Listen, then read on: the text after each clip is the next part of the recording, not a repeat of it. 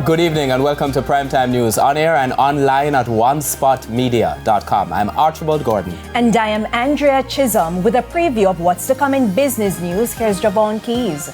Well, Andrea, I'm not sure if you've heard about the Jamaica Customs Agency's contactless clearance program. Well, it may be mandatory in a few weeks. I'll give the details a little later on. Thank you, Keys. And Spencer Darlington is also here with a preview of what's coming up in sports.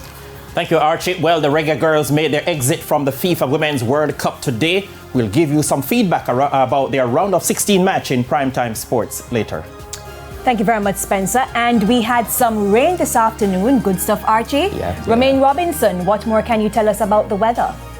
We are expecting some more shower activity across the island this week, especially on Friday, when we expect another tropical wave to be passing through the region.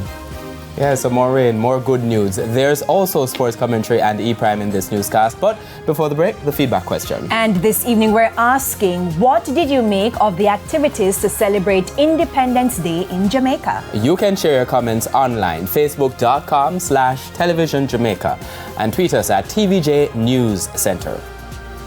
Please stay with us. Primetime News returns right after this break.